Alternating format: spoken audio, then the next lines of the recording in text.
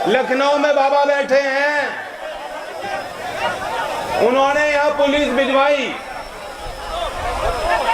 और घगर जाकर यहां कुछ अधिकारियों ने बदतमीजी की थी। बताओ बात सही है कि नहीं है? फिर मैंने योगेंद्र जी को कहा, गांव के सुधीर जी बैठे हैं, इन्होंने मुझे बताई कैसे कैसे हुआ। मैं बात को कहना चाहता हूं,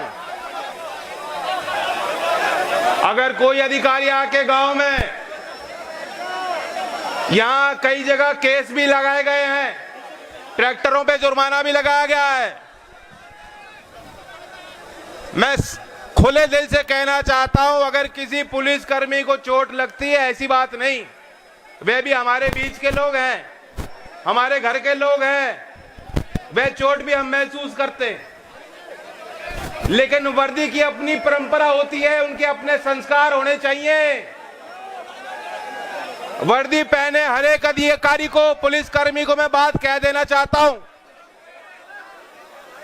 अगर वे अपनी अंतरात्मा की बात मानेंगे, सही और गलत की पहचान करेंगे, कोई वर्दी पहनने वाला आदमी कभी किसान पे हाथ नहीं उठा सकता। और आपको चेता देता हूं, ये पंचायत इसलिए बुलाई गई कि आपकी आंखें खुल जाए। जो लोग सरकार के ज्यादा नौकरी निभा रहे हैं, वह भी देख लें, अगर आप किसान के साथ अन्याय करोगे, कोई किसान पे उंगली उठाएगा, सिर्फ उन्हें ही नहीं, उनकी आने वाली पीढ़ियों को किसान की हाय लगेगी, हाय। ये नौजवान तो दूसरे मूड में आए हैं, ये छोड़ने वाले नहीं किसी को। जैसे कहते हैं ना देसी भाषा में, लत्ते फाड़ देंगे।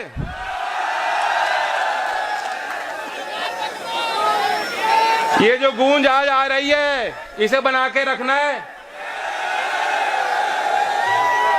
फिर मुझे कहा गया जी यहां तो अनुमति नहीं मिली पंचायत करने की, धारा 144।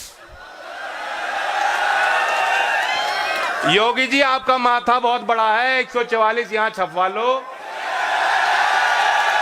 हम तो फिर भी ना रुके, ना आज रुके ना कल रुकेंगे। रोक लो, रोक सको तो। और क्यों रुके? हमने क्या गलत कर रहे? ये वो लोग हैं जो बनाना जानते हैं, निर्माण करना जानते हैं। देश को आजादी की लड़ाई में इन्होंने योगदान दिया, देश को बनाने का काम कर रहे हैं, पेट पालने का काम कर रहे हैं। और आज तो तिरंगा भी आपने दिखा दिया। ये भाजपाइयों को तो दूसरा ही झंडा थामना पड़ेगा, तिरंगा ना बच रहा इनका। ये वो लोग हैं जो जब इन्होंने तिरंगा चलाया था, लड़ाई लड़ी थी, उनके हाथ में तिरंगा नहीं था, वे नहीं फहराते थे। और आज वे लोग आपको कह रहे हैं कि तुम लोग बागी हो गए, तुम्हारे अंदर राष्ट्रीयता नहीं बच रही। ये दलाल, ये झूठे लोग ये कह रहे किसान आतंकवादी है, इन्हीं की मित्र मंडली के लोग हैं। मुंबई वाले बैठी हैं, कंगना रनौत, उनका तो नाम लेना मुझे पसंद नहीं आ रहा। भाइयों, पहले उनकी फिल्म देखी हो, माफ है, आगे उनकी एक पिक्चर मत देखना तुम, जो तुम्हें आतंकवादी बताती हो। और आपने को पता है, ये वही लोग हैं जो शहंशाह बैठे हैं दिल्ली में, उन्हीं की मित्र मंडली है। एक उनके इशारे पे काम हो रहा है सारा, वही भाषा। कोई खिलाड़ी है, कोई एक्टर है, कोई सेलिब्रिटी है, वही भाषा का प्रयोग कर रहे हैं। और जवाब किसका दे रहे? कोई अंतरराष्ट्र में कोई है जो कह रहा है किसानों के साथ बुरा हो रहा है, हम किसान के साथ। क्या बुरी बात कह दी? किसको बुरी लगी और क्यों चोट लगी उस बात से? ये सच्चाई है, हमने देखा और आपने देखा है। दिल्ली आपकी, और आपको जाने से रोका जा रहा है, कील लगाई जा रही है, पक्का काम किया जा रहा है वहां के, कभी कोई किसान राजधानी में ना घुस पाए। दुनिया में वह तस्वीर जाएंगी नहीं क्या? और बदनामी किसकी होगी? पूरे देश की बदनामी हो रही है। अगर कोई अंतर्राष्ट्र में बैठा कोई भी व्यक्ति अगर उस पर टिप्पणी करता है, इसमें कोई बुरी लगने वाली बात नहीं है, समझ से परे है। एक तो 18 साल की बच्ची है, बहुत प्रसिद्ध है, स्वीडन की नागरिक हैं, ग्रेटा थनबर्ग। 15 साल की उम्र में बताता हूं कितने क्रांतिकारी सोच की वो लड़की है। अपने देश के संसद के बाहर बैठ गई थी और दबाव बनाने के लिए आंदोलन रचा। 15 साल की उम्र में 2 बार नोबेल पुरस्कार में वो नामित की गई शख्सियत है, बहुत बड़ी। जलवायु परिवर्तन की कोई अंतर्राष्ट्रीय स्तर की बैठक होती है, वहां जाती है और कहती है भविष्य की पीढ़ियों को बचाना है तो इस पर्यावरण को बचाना है। कौन सी गलत बात कर दी उसने? वहां उसने एक ट्वीट किया कि मैं किसान के साथ हूं और सारे लोग जो है एक तरफा उस पर चढ़ बैठे। यहां तक कि दिल्ली पुलिस ने उस पर जो है FIR कर दी। और कहां जाके, मैं जानता हूं कानून के लंबे हाथ हों, लेकिन कहां जाके पकड़ोगे? कुछ नहीं हो रहा, बदनामी कर दी सबकी और किसान का अपमान कर रहे रोज। मैं ऐसी बात आपके बीच रखना चाहता हूं पंचायत में जिसकी चर्चा होनी चाहिए। बहुत ज्यादा अहंकार आ गया इनके अंदर। मैं 2 नाम आपके बीच रखना चाहता हूं जो शायद मुख्य धारा के मीडिया ने बताया ही नहीं, उनकी बात छप नहीं रही, लेकिन जो ये जो लड़के हैं, बच्चे हैं हमारे सोशल मीडिया पे जो सक्रिय हैं, उन्हें पता है। एक हरियाणा के गुरमुख सिंह हैं, 80 साल के हैं, एक्स आर्मी मैन हैं। पता नहीं कहां से दिल्ली से उनको उठा के दिल्ली पुलिस ने कैद कर रखा है। 80 साल के बुजुर्ग किसान बन के गए थे, कोई अपराध नहीं किया, किसी पर न्याय नहीं किया, किसी से कुछ लिया नहीं, कोई छीना झपटी नहीं करी, किसी के साथ हिंसा नहीं करी। उस 80 साल के बुजुर्ग को क्यों पकड़ा है पुलिस ने? क्यों अमित शाह वहां बैठ के अपने पुलिस से ऐसे लोगों को पकड़वा रहे हैं? क्या साबित होता है? दूसरा नाम जान लो, जीत सिंह जी हैं हरियाणा के, मनोहर लाल खट्टर के गांव के गुरुद्वारे में वे ग्रंथी हैं। भैंसवाल गांव के मैं सबसे पूछना चाहता हूं, गांव पे अगर किसी पे आपत्ति आएगी तो क्या जो भी हो वो ये देखेगा मैं इस पार्टी में वो उस पार्टी में? नहीं, सब एक हो जाओगे। वहां मुख्यमंत्री के गांव से एक व्यक्ति 70 साल का है, जीत सिंह, लाठियां बजाई उनके ऊपर, बंद है आज। उनकी तस्वीर पूरे देश में जानी चाहिए।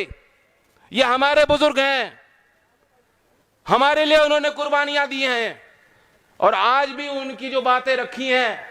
हमारे हरियाणा के एक पूनिया पत्रकार हैं, मनदीप पूनिया, मैं आपको बताना चाहता हूं, उन्होंने उनकी बात उजागर की। उन्होंने क्या गलत किया था? वो दिल्ली में कवर कर रहे थे, उन्होंने वीडियो जारी किया जब सिंघू बॉर्डर पे उन्होंने हिंसा रची। वो रची गई है, अपने आप नहीं हुई, पहले से उसकी तैयारी थी। और वही दृश्य गाजीपुर पे ये लोग करना चाहते थे, चौधरी अजीत सिंह जी ने रोका, वरना वही होता। और यूपी में लोकतंत्र नहीं बच रहा, यहां न्याय नहीं मिलता किसी को, गाड़ी में बैठा के गाड़ी पलटा दी जाती है। ये वही करना चाहते थे, चौधरी साहब ने उस बात को पहचाना और रोका और आपकी हिम्मत, आप खड़े हो गए तब से।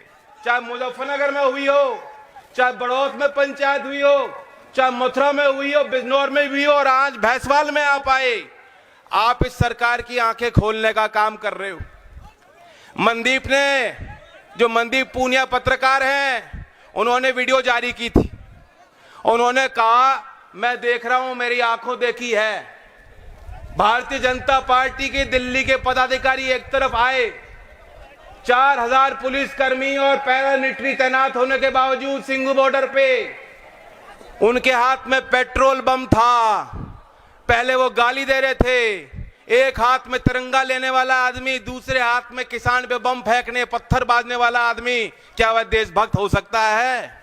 वह देशद्रोही है। लेकिन उनको नहीं रोका गया क्योंकि पुलिस को ऑर्डर दिए गए थे, उनको नहीं रोक सकती थी वहां पुलिस। खुला मैदान उनके लिए छोड़ दिया था, तुम किसानों पे वार करो। और यही पत्रकार पूनिया जी के शब्द हैं, वो कहते हैं कि वहां उसके बाद उन्होंने जो महिलाओं का टेंट था उसे जलाने की कोशिश की, खूब गाली गलौज करी, खींच खींच के मार रहे थे और वहां पुलिस वाले मूक दर्शक बन गए। जब मनदीप पूनिया ने वो वीडियो जारी की, उसके 2 दिन में ही 30 तारीख को शाम को उनको उठा लिया जाता है। रात भर जो है उनकी पिटाई होती है।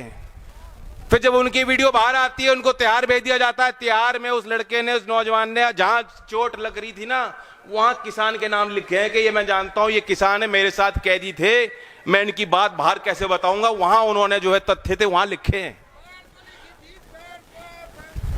ये पंचायत एक होकर अगर ये जालिम सरकार, ये जालिम अहंकारी हुकूमत हमारी बात लिखने वाले किसी पत्रकार पे वार करेगी तो हम उसका जवाब देंगे। ये पंचायत इसकी भर्त्सना करती है। आज की लोकदल के आह्वान पे बुलाई गई पंचायत एक स्वर में होकर अगर कोई किसान पे लाठी बजाएगा, उंगली उठाएगा, उस उंगली को तोड़ने का काम करेंगे। हम धमकी देना चाहते हैं उनको।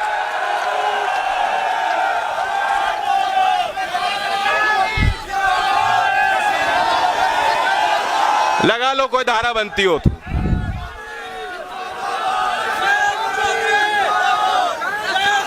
और मैं बताऊं, जीत सिंह का मैं उदाहरण दे रहा था, जो हरियाणा के खट्टर के गांव के क्या कर रहे थे, वो कहां से उठाए गए। बुरारी में सरकार ने अनुमति दी थी किसानों को बैठने की, वहां वे लंगर लगा रहे थे। 30 तारीख को लंगर लगा के जब बाहर निकल रहे थे, वहां से पुलिस ने उनको उठाया है। अब वो उनके पास कोई तथ्य, कोई प्रमाण नहीं है कि वो किसी हिंसा में शामिल थे। उसी तरह से हमारे पश्चिमी यूपी के कई गांव में नोटिस भेज रही पुलिस, कह रही है तुम तो वहां लाल किले पे पता नहीं क्या क्या कर रहे थे। कोई किसान कभी तिरंगे का अपमान नहीं कर सकता, ये देख लो। आज भी साबित कर दिया, तिरंगा लेके चल रहे हैं गांव में, 2 झंडे लेके चल रहे हैं। हमारे भाई वापस लौटते हैं इसी तिरंगा में लिपटकर, और उसके घर के लोग आंसू भी नहीं बहाते। वो कहते मेरा देश के लिए गया, हमें गर्व है उस पर। ऐसी सोच रखते हैं। कल मैं गया था रामपुर, वहां नवरीत जी, बहुत सोनी शक्ल थी उनकी, बहुत सोना काम किया उन्होंने। उनकी आखिरी अरदास थी, बहुत भीड़ थी, बहुत पंजाब से लोग आए, हरियाणा से लोग आए, उत्तर प्रदेश के कोने कोने से कोई आके मुझे मिला कि मैं बड़ौद से आया, पीलीभीत से बहुत लोग थे, उनके घर के लोग थे। उनके पिताजी साहब सिंह जी से मैंने मुलाकात की और उनके दादा वहां थे। उन्होंने माइक पकड़ा, जानते हो क्या कहा उन्होंने बात कही, ये कोई एक जाति की बात नहीं, मेरा पोता चला गया, मेरा पोता इसलिए मरा कि किसान कौम की बात थी। कोई भी नेता धर्म की, जाति की बात ना करे, कोई आदमी ये कमजोरी ना करे, हम लोग एक हैं और एक होके हमें लड़ाई लड़नी। कितनी बढ़िया बात उन्होंने कही। हिम्मत चाहिए इस बात के लिए। इन लोगों को परिवार का क्या मालूम, जो आपने बैठा दिए, इन्हें परिवार का कुछ लेना देना नहीं इनको। जब कोई जिम्मेदारी संभालता है परिवार की, वो जानता है, वो नई पीढ़ी को बढ़ाना जानता है। मुझे बहुत खुशी है, ये जो हमारी अगली पीढ़ी है, नई पीढ़ी है, जो नौजवान है, ये बहुत काबिल है। एक बच्ची आराध्या देखो, मंच पे आई है, 6 साल की है, आई 2 बार आई, तीसरी बार आई, खुद खड़ा होकर सेल्फी ले रही थी, अजय के साथ नाच रही थी। तो मैंने पूछा कहां से हो, गांव की हूं। आराध्या है, बच्ची है, इस उम्र में इतना आत्मविश्वास हमें तो नहीं था, मेरे अंदर नहीं था, इसके अंदर है। तो ये नई पीढ़ी पे कोई बेशक जो हम लोगों से गलतियां हो रही हैं, वे भी ये सुधार लेंगे। ये बहुत काबिल है, सक्षम है, और ये भी जानते हैं खेती, किसान परिवार से बच्चे हैं, ये जानते हैं सिर्फ खेती से गुजारा नहीं। लेकिन अगर आज हम किसान बनकर, किसान पुत्र बनकर लड़ेंगे नहीं, आगे और कमजोरी हो जाएगी, आगे और कमजोरी हो जाएगी। चौधरी चरण सिंह जी ने जमीन दिलाई थी, चौधरी छोटू राम जी चौई साहब के उस काम से प्रेरित होकर उन्होंने मंडी कानून बनवाया। आज सरकार कह रही है ये सारी व्यवस्था बेकार है, हम जो 3 कानून ला रहे हैं बहुत बढ़िया हैं। किसान समझ गया एमएसपी तो आज भी नहीं मिल रही। अगर सुधार करना चाहती थी सरकार, मैं तो कहता हूं सरकार को कानून भी वापस लेने पड़ेंगे, लेकिन उससे बड़ा कदम यह होगा कि हम चाहते हैं कि न्यूनतम समर्थन मूल्य जो किसान मांग रहा है वह सुनिश्चित होना चाहिए। प्रधानमंत्री मोदी जी ने एक स्कीम निकाली थी आशा, बहुत बड़ा उद्घाटन हुआ था, दिल्ली में बड़ा जश्न मनाया गया था।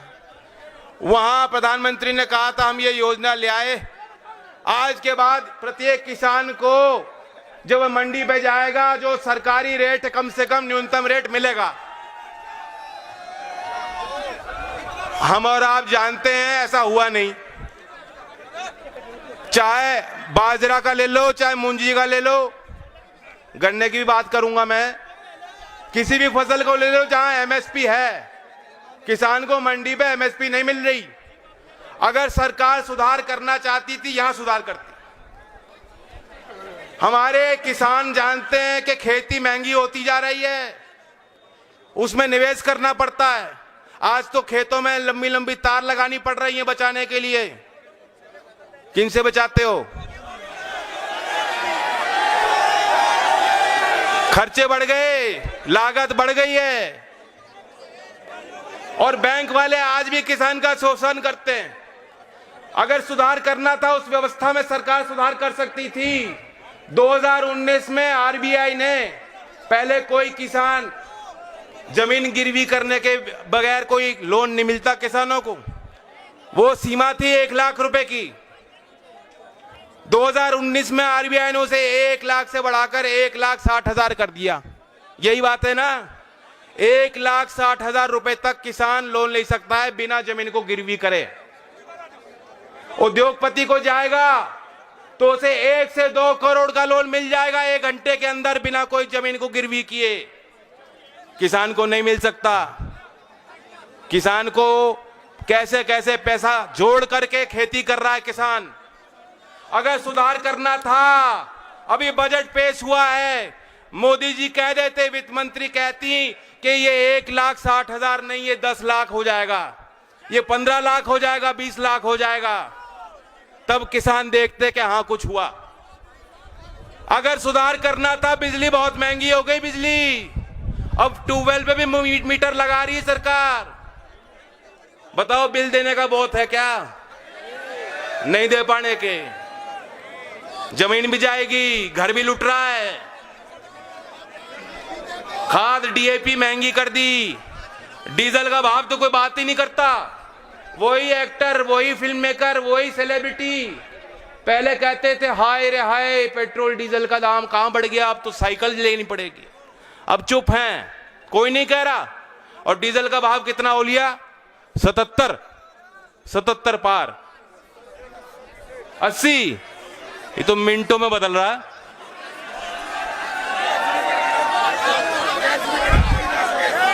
अगर सुधार करना था तो यहां सुधार कर सकते थे कि किसान को सब्सिडी देंगे। बताओ राजी हो कि नहीं इस बात को? वहां सुधार इनसे हुआ नहीं, एमएसपी देने को राजी नहीं सरकार।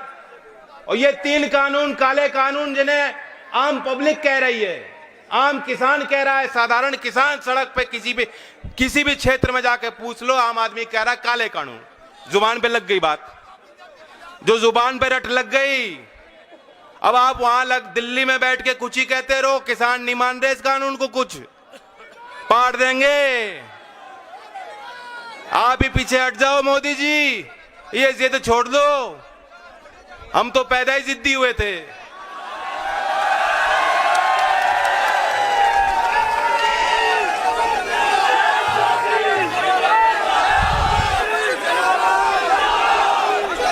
गन्ने की बात पे आ जाऊं,